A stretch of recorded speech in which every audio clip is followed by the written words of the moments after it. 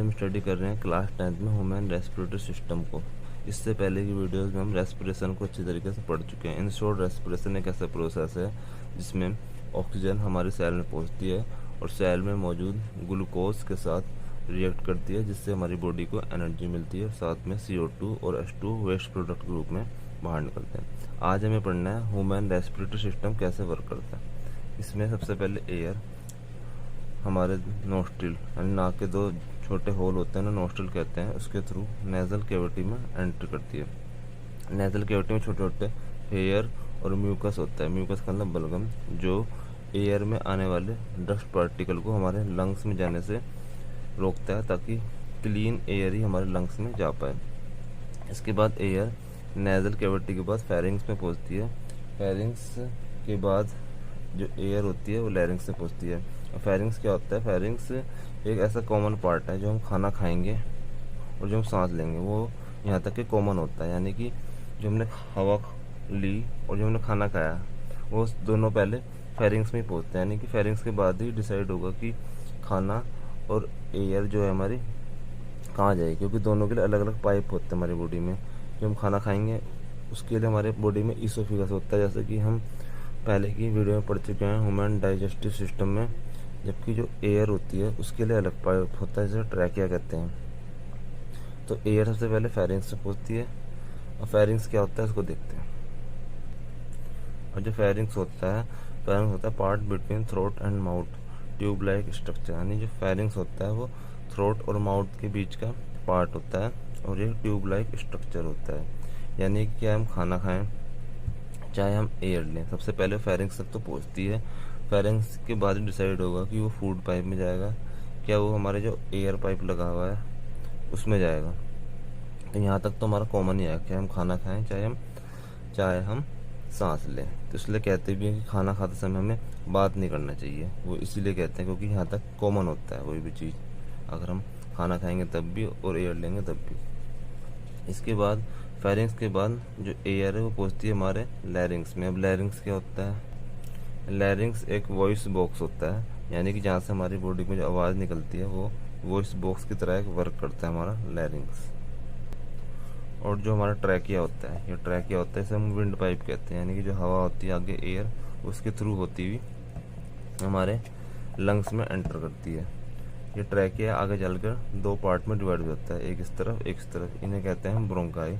और ये ब्रोंकाई भी हमारे लंग्स में एंट्री करने के बाद बहुत सारे छोटे छोटे स्ट्रक्चर में डिवाइड हो जाता है, जिन्हें ब्रोंक्यूल्स कहते हैं। एक चीज़ और, जो ट्रैकिया होता है, ट्रैकिया पर एक रिंग लाइक स्ट्रक्चर होते हैं, ऐसे रिंग्स लाइक स्ट्रक्चर होते हैं, जिन्हें कार्टिलेज रिंग्स कहते हैं। ये रिंग जो होते हैं हमारे ट्रैकिया को प्रोटेक्ट करते हैं। यानी कि जो एयर का प्रेशर बहुत ज़्यादा हो जाएगा तो उससे हमारा विंड पाइप डैमेज हो सकता है। उस डैमेज से बचाने के लिए ये कार्टिलेज रिंग होते हैं। ये जैसे पाइप हमारा इस पे ऐसे टाइप के रिंग होते हैं और ये एक तरफ ही होते हैं, उस तरफ से नहीं होते। इस तरफ से ये चक्र की तरह रिंग होते हैं जो हमारे ट्रैकिया को प्रोटेक्ट करते हैं एयर के ज़्यादा प्रेशर से। इसके बाद जो एयर है हमारी ट्रैकिया के थ्रू हमारे लंग्स में एंटर करते हैं। यहाँ पर ट्रैकिया दो पार्ट में डिवाइड हो जाता है, जिन्हें ब्रोंकाई कहते हैं। और ब्रोंकाई लंग्स में एंटर करके बहुत सारे पार्ट में डिवाइड हो जाता है, जिन्हें ब्रोंक्यूल्स कहते हैं। इसके बाद ब्रोंक्यूल्स भी बहुत सारे छोटे छोटे आलू जैसे, यानी कि अंगूरे गुच्छे जैसे स्ट्रक्चर में डिवाइड हो जाता है, जिन्हें एल्वुलाई कहते हैं। अब इनको थोड़ा जूम करके देखते हैं कि ब्रोंक्यूल्स और एल्वुलाई कैसे दिखते हैं। अब जो ये ब्रोंक्यूल्स होता है, अगर इसको हम जूम करें, इस वाले पोर्शन को अगर जूम करें तो ऐसा दिखाई देगा ब्रोंक्यूल्स। ये दिख रहे थे ये ब्रोंक्यूल्स, ये ब्रोंक्यूल्स छोटे छोटे हमारे ये वाले। इसको जूम करेंगे तो ऐसा दिखाई देगा। और इस पर छोटे छोटे ये अंगूरे गुच्छे जैसे स्ट्रक्चर होते हैं या आलू जैसे स्ट्रक्चर होते हैं, जिन्हें एल्वुलाई कहते हैं। तो इस कहानी का जो मेन हीरो है वो एल्वुलाई है, क्योंकि इसमें छोटे छोटे पोर होते हैं, जिससे कि जो एयर आ रही है वो इस पोर में से अंदर निकल के हमारे ब्लड में मिल जाती है। यहाँ पे इनका कनेक्शन ब्लड कैपिलरीज से होता है, जिससे जो एयर है एल्वुलाई के थ्रू हमारी बॉडी में हमारे ब्लड से सारे पूरी बॉडी में ट्रांसफ़र हो जाती है और हमारे सेल में पहुंच जाती है। जहाँ पर सेल में जो हमने खाना खाया था और खाना खाने से हमें ग्लूकोज मिला था, उससे एयर का रिएक्शन होता है और हमें एनर्जी मिल जाती है। और जो CO2 निकलती है वो भी इसी रास्ते के थ्रू वापस आती है और यहाँ से आते हुए एल्वोलाई के थ्रू वापस आती है और ब्रोंक्यूल्स में पहुंचती है, और ब्रोंक्यूल्स के थ्रू ये ब्रोंक्यूल्स में आ गई, ब्रोंक्यूल्स थ्रू ब्रोंकाई में पहुंचती है और दोबारा से वापस ट्रैकिया के थ्रू होती है हमारे नाक से बाहर निकल जाती है। ऐसे हम CO2 बाहर छोड़ते हैं। ये एल्वोलाई कैसे होते हैं? अगर एल्वोलाई को हम देखना चाहें तो ये कैसा दिखेगा? ये एल्वोलाई होता है, ये आलू के जैसे यानी अंगूर के गुच्छे जैसा एक स्ट्रक्चर होता है। और जो एल्वोलाई होते हैं बलून लाइक स्ट्रक्चर होते हैं, यानी बहुत सारे छोटे छोटे गुब्बारे जैसे स्ट्रक्चर होते हैं जिन्हें एल्वोलाई कहते हैं। इसके बाद जो है एल्वोलाई हमारा कहानी का मेन हीरो था, जैसे कि पढ़ा था हमने। इसमें छोटे छोटे एल्वोलाई में छोटे छोटे पोर होते हैं, छोटे छोटे छेद होते हैं। जो एल्वोलाई में छोटे छोटे पोर होते हैं जिनका कनेक्शन ब्लड कैपिलरीज से होता है, और ब्लड कैपिलरीज से ही एयर हमारे बॉडी में एंटर करती है पूरी, और हमारे सेल में एयर पहुंचती है ऑक्सीजन, और जिसका रिएक्शन ग्लूकोज से होता है और हमें एनर्जी मिल जाती है। और जो हमारी ये बॉडी है, नीचे देख रहे हैं यहाँ पे एक स्ट्रक्चर होता है मसल्स का, जिसे डायफ्राम कहते हैं। डायफ्राम में क्या काम होता है? ये हमारे जो ऊपर की चेस्ट कैविटी है और नीचे वाला पार्ट होता है जो एब्डोमल कैविटी, उसको ये अलग करती है।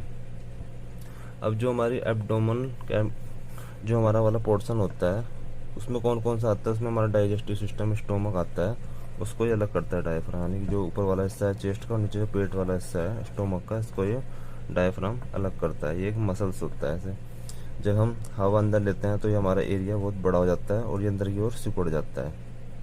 जब हम हवा छोड़ते हैं, बाहर निकालते हैं, तो ऊपर वाला हिस्सा सिकुड़ जाता है और थोड़ा सा बाहर की ओर फैल जाता है।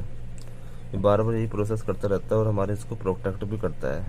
जैसे हमारे लंग्स हैं, ये इसके ऊपर रखे हुए होते हैं। जैसे कि हमारे लंग्स हैं, जो हमारा डायफ्राम है इसके ऊपर ऐसे करके रखे होते हैं। जैसे ये ऐसे करके रखे होते हैं, ये हमारे लंग्स हैं और ये हमारा डायफ्राम है, इसके ऊपर ये ऐसे करके रखे होते हैं एक तरीके से। इनके लिए कि जैसे इनको ये हमारा डायफ्राम हो गया और ये हमारे लंग्स हो गए, इसके ऊपर ऐसे रखे होते हैं। तो इसका काम क्या है? जिसका काम है चेस्ट कैविटी और जो स्टोमक वाला हिस्सा है इसको अलग करना है एक तरीके से। अभी इसको एक बार थोड़ा सा रिवाइज कर लेते हैं, ह्यूमन रेस्पिरेटरी सिस्टम कैसे वर्क करता है। तो जो हमारा इसको एक बार रिवाइज करते हैं। एयर सबसे पहले नेसल पैसेज यानी नेसल कैविटी के थ्रू हमारे ट्रैकिया में पहुंचती है। ट्रैकिया यानी विंड पाइप, इसके पास ब्रोंकाई में पहुंचती है। ये ब्रोंकाई ट्रैकिया दो पार्ट में डिवाइड होगा जिन्हें ब्रोंकाई कहते हैं। ब्रोंकाई के थ्रू ब्रोंक्यूल्स, इसके बाद ब्रोंकाई भी बहुत सारे पार्ट में स्ट्रक्चर में डिवाइड होगा जिन्हें ब्रोंक्यूल्स कहते हैं। और ब्रोंक्यूल्स में आगे आलू जैसे स्ट्रक्चर होते हैं गुच्छे, जिन्हें एल्वोलाई कहते हैं। और एल्वोलाई हमारी कहानी का मेन हीरो था।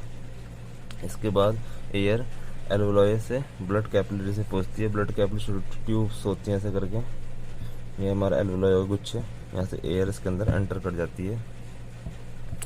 और फिर जो एयर है वो हमारे टिश्यू में पहुंचती है। टिश्यू से हमारे सेल में पहुंचती है, और सेल में जहाँ हमने खाना खाया था उससे हमें ग्लूकोज मिला था, उससे ऑक्सीजन का रिएक्शन होता है जिससे CO2 H2 और एनर्जी बनती है। CO2 हमारी बॉडी से जो हम सांस बाहर छोड़ते हैं फिर बाहर निकल जाती है, जबकि H2O यूरिन या जो हमारे बॉडी से पसीना निकलता है, स्वेटिंग होती है, उसके थ्रू हमारी बॉडी से बाहर निकल जाती है। इस तरह से हमारा पूरा रेस्पिरेशन का सिस्टम कंप्लीट हो जाता है। अगर आपको ये वीडियो अच्छा लगा हो तो प्लीज़ इस वीडियो को लाइक करें एंड अपने क्लासमेट्स के साथ ज़्यादा शेयर करें। And thanks for watching.